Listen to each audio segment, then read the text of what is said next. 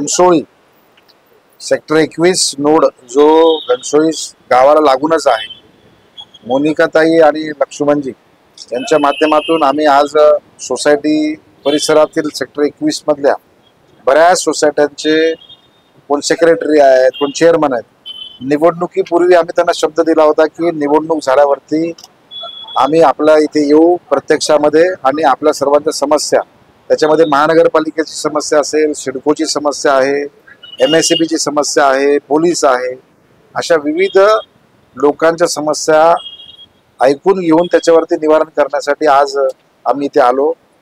MSEB चे अधिकारी वर्ग, खास करून या भागामध्ये MSEB चा फार मोठा प्रश्न आहे. लाईट बऱ्याच वेळा जाते, ट्रिप होते आणि लोकांना या ठिकाणी अडचण होते. मुलांचे शाळा आहेत, मुलांच्या परीक्षा आहेत, ज्येष्ठ नागरिक आहेत आणि आता उन्हाळा सुद्धा वाढलेला आहे. त्याच्यामुळे आज ही बैठक होत असताना पुढच्या 15 दिवसामध्ये या भागातील लोकांचे विषय मांडणी केलेले आहे.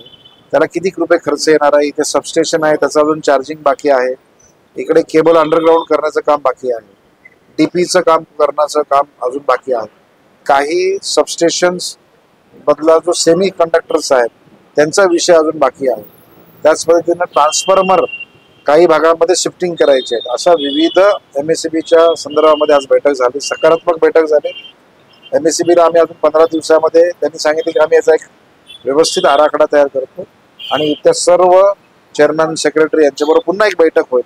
त्याच्यामध्ये कसं काम होईल, किती दिवसात काम होईल, त्याला किती रुपये लागतील आणि मला वाटतं की सेक्टर 21, सेक्टर 23, घनसोळी आणि गोठेवली, तळवली, राबाळा या परिसरातील हे सेक्टर्स व्यवस्थितरित्या लोकांना असं वाटतं की आम्ही नवी मुंबईत आहोत, पण आम्ही नवी मुंबईत नाही आहोत असं त्यांना जी भावना आहे.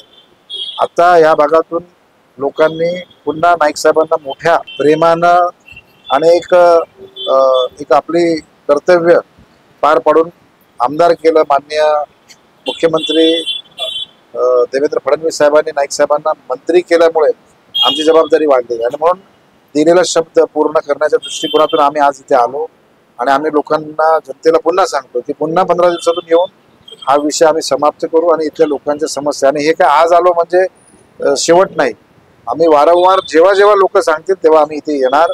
लोकांचे प्रश्न सोडवण्यासाठी आमचं कटिबद्ध आहोत आणि ती आमची जबाबदारी.